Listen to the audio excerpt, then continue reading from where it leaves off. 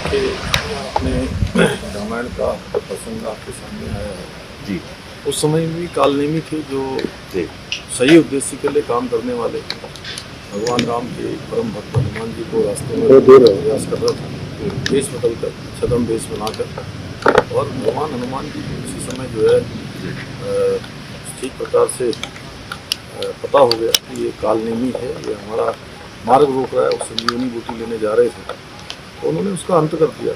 इस वर्तमान समय में भी बहुत सारे कालनेमी हैं जो कि छद्म वेश बनाकर अनेक स्थानों पर अपनी पहचान छुपाकर धार्मिक भावनाओं को आहत करते हैं, सनातन को नुकसान पहुंचाने का काम करते हैं। और जो सच्चे धर्म की खोज में, पुण्य की खोज में और अपने आप को प्राप्त करने के लिए भगवान की शरण में जाते हैं, देवभूमि में आते हैं, अन्य स्थानों पर जाते हैं, उनको किसी न किसी रूप में उनका मार्ग भटकाने का काम करते हैं, उनको कहीं रोकने का काम करते हैं, सनातन का नुकसान करते हैं। ऐसे लोगों को पहचान करने का, उनका चिन्हीकरण करने का और आपराधिक प्रवृत्ति के भी बहुत सारे लोग इसमें आ रहे हैं, उन सभी को रोकने का काम, उजागर करने का काम हमने ऑपरेशन कुछ बांग्लादेशी भी पकड़े गए हैं। 100 से ज़्यादा कालनेमी पिछले 2 दिनों के ऑपरेशन में पकड़े गए हैं।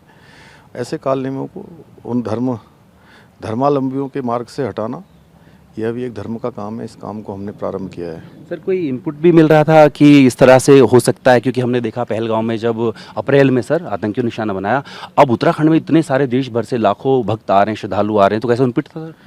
देखिए, ये सारी सूचनाएं प्राप्त हो रही थी और पहले ऐसी सूचनाएं आ भी चुकी हैं। इसलिए उत्तराखंड देवभूमि है और देवभूमि में कहीं भी पहचान छुपाकर रहना, अब संदिग्ध अवस्था में रहना, गलत काम करना, आपराधिक जो गतिविधियां हैं उनमें वांछित रहना, ऐसे लोग भी जो है कई बार ऐसे प्रकरणों में छद्म वेश के रूप में आए हैं।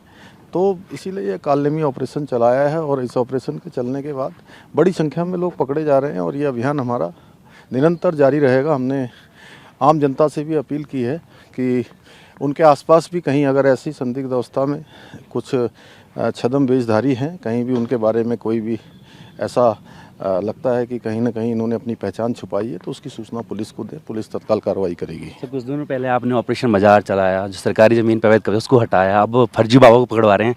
आखिर पुष्कर धामी जी चाहते क्या है, मकसद क्या है?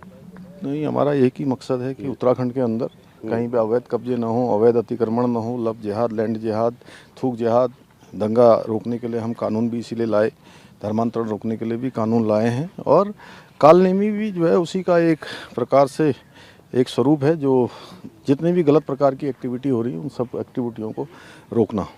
सर, ये देखा गया है कुछ भक्तों की आड़ में कुछ दंडी लोग घुस जाते हैं और जगह जगह तोड़ फोड़ करते हैं, उनको आप क्या चेतावनी देंगे, क्या तैयारी उनके लिए? देखिए, जहां हमने कहा है कि कानून कोई अपने हाथ में न ले, यात्रा के नियम है, मैं सभी से अनुरोध करना चाहता हूं कि यात्रा अपनी जो यात्रा के नियम हैं, आपकी यात्रा से किसी को परेशानी न हो। हम सब का स्वागत करने के लिए हम माँ गंगा के भक्त, महादेव के भक्त, शिव भक्त कांवड़िए यहाँ आते हैं, हम उनके स्वागत के लिए पूरी तैयारियां करते हैं, हर प्रकार की व्यवस्था करते हैं।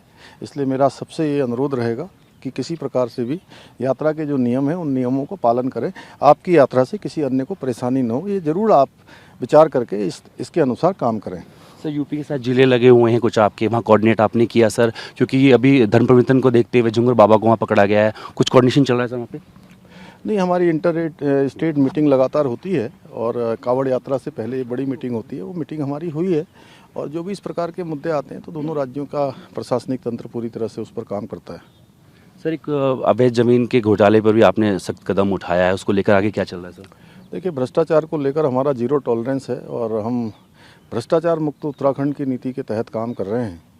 और ये हमारा अभियान तब तक जारी रहेगा जब तक हम कोने कोने से भ्रष्टाचार मुक्त उत्तराखंड को नहीं कर देंगे। और साथ ही पहले एक मिथक था यहाँ पर कि छोटी मछलियों को पकड़ा जाता है, बड़ी मछलियाँ पकड़ से बाहर रहती हैं। अब छोटी मछलियाँ हो, बड़ी मछलियाँ हो या भ्रष्टाचार के रूप में कोई मगरमच्छ क्यों न हो, कितने बड़े किसी के हाथ क्यों न हो, किसी भी कैडर का कोई अधिकारी न हो, किसी भी सेवा का, चाहे IAS सेवा का हो, PCS सेवा का, अन्य किसी सेवा का हो, अगर भ्रष्टाचार में लिप्त पाया जाएगा तो निश्चित रूप से उसके खिलाफ कार्रवाई होगी। और ये कार्रवाइयाँ पिछले समय में हुई हैं, उसी का परिणाम है कि 200 से ज़्यादा 3.5 वर्षों में ऐसे भ्रष्टाचार करने वाले जेल की सलाखों के पीछे गए हैं।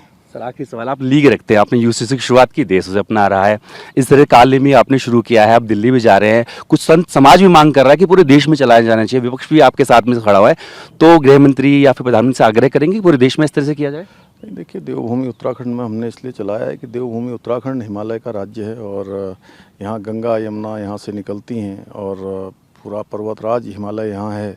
तो यहाँ चूँकि धार्मिक आस्थाओं का एक केंद्र बिंदु है, हमने इसको चलाया है। निश्चित रूप से अन्य प्रांतों में भी, अन्य जगह पर भी इसका लाभ अवश्य होगा। और यात्रा के बाद भी जारी रहेगा सर?